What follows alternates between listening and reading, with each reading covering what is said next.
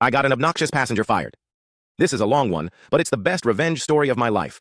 I'm a South African living in Japan, and I took my Japanese wife to meet my parents and have a honeymoon back home. On our first of 3 flights back to Japan, Joburg to Qatar, we got settled in. Around us were lots of passengers in matching pharmaceutical company shirts. 3 of them sat directly behind us, including a loud, chatty woman I'll call Brandy. I'm a nervous flyer, so at first I ignored her and focused on takeoff. But as soon as the seatbelt sign switched off, Brandy started ordering brandy and cokes for herself and her coworkers. Drink after drink, her voice got louder. By number 6, she was ranting about how she disapproved of interracial relationships. So loudly I could hear her over my blasting headphones. A passenger nearby finally asked her to quiet down. Brandy snapped back. "This isn't a night flight. Haven't you heard of earplugs?" Then she kept talking even louder. Tension spread through the cabin. Everyone knew this flight was about to get interesting.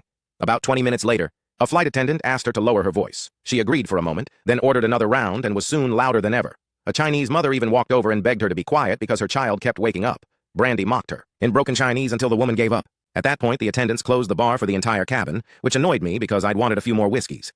But Brandy wasn't done. She pulled out her duty-free bottle and kept drinking. My wife, who had been quiet next to me, turned to look through the seat crack with a face of pure frustration. That's when I snapped. I stood up and shouted, "Excuse me, everyone. By show of hands, who wants these people to shut the fuck up?" About 30 passengers raised their hands. I turned to Brandy, pointed and said, "Look, understand? Shut up." The cabin erupted in applause. My wife hugged me, and a flight attendant slipped me 2 little bottles of whiskey and a Coke. After that, Brandy and her co-workers finally passed out. On descent, though, she tried to annoy me by slamming the buttons on my seat screen, then insulted me about my weight and my wife. I ignored her and walked off the plane smiling. At our next gate to Malaysia, I spotted her again.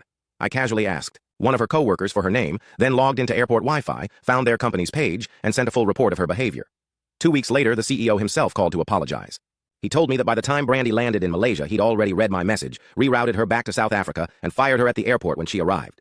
That night, I bought a bottle of brandy and Coke and celebrated with my wife.